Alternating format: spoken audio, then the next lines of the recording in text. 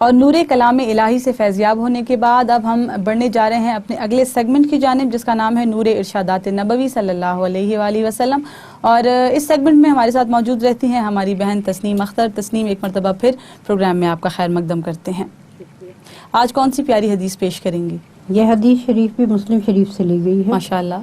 اور کتاب الاعتکاف، اعتکاف کے حوالے سے، کیونکہ اب آخری عشرہ چل رہا ہے اور کیونکہ بہت زیادہ لوگ جو ہیں وہ اعتکاف میں بیٹھتے ہیں اور اعتکاف کے معاملات کو دیکھتے ہیں، تو ہم نے کہا کہ ایسی احادیث کا انتخاب کیا جائے کہ جو اعتکاف کے حوالے سے.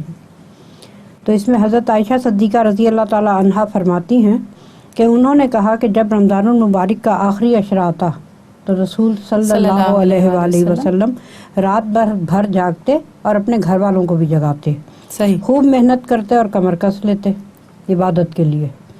اچھا، اسی کی سیکوینس میں جو اگلی حدیث چل رہی ہے وہ بھی حضرت عائشہ صدیقہ رضی اللہ تعالیٰ عنہ سے ہی مروی ہے.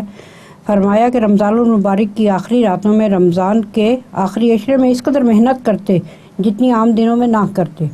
تو خاص طور پہ جو اعتکاف کا حوالہ دیا جا رہا ہے کتاب الاعتکاف میں، وہ یہی ہے کہ اعتکاف کے معنی ہیں جھک کر یکسوئی سے بیٹھ جانا، اپنے آپ کو بہت سے معاملات سے روک لینا. یعنی وہ معاملات جو ہم عام زندگی میں کرتے ہیں ان سب کو چھوڑ کے، تھوڑا سا نگلیکٹ کر کے ان چیزوں کو فوکسڈ ہو کے اللہ تعالیٰ کی طرف عبادت کریں. اور خاص طور پر مردوں کے لیے یہ حکم ہے کہ وہ اس مسجد میں اعتکاف کریں جہاں پہ باجماعت نماز ہوتی ہو، جہاں پہ جمعہ پڑھوایا جاتا ہو، تاکہ انہیں مسجد سے باہر آنے کی ضرورت محسوس نہ ہو. بالکل صحیح. تو بنیادی طور پر اس حدیث مبارکہ میں اعتکاف کے جو مسائل ہیں ان کو ڈسکس کیا گیا ہے. تو تسنیم، جو خواتین ہیں ہماری سامعات ہیں، وہ جب اعتکاف کریں گی تو ان کے لیے کیا حکم ہوگا؟ ان کے لیے حکم یہی ہے کہ وہ گھر میں اعتکاف کریں، کیونکہ خاص طور پہ اللہ تعالیٰ نے عورتوں کو یہی فرمایا ہے کہ وہ پردے میں رہیں، گھروں کے اندر رہیں، باہر بغیر وجہ کے باہر نہ پھریں.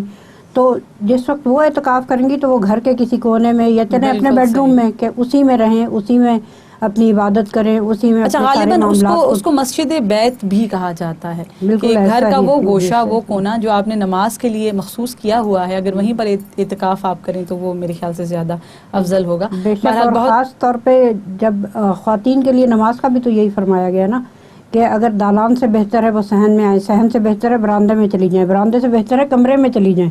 تو یعنی جتنا وہ چھپیں گی اتنا ہی زیادہ گوشہ نشین ہوں گی، اتنا زیادہ ہی بہترین ہے. بہرحال بہت بہت شکریہ تسنیم، جزاک اللہ خیر. بہت شکریہ. مدحت کیوں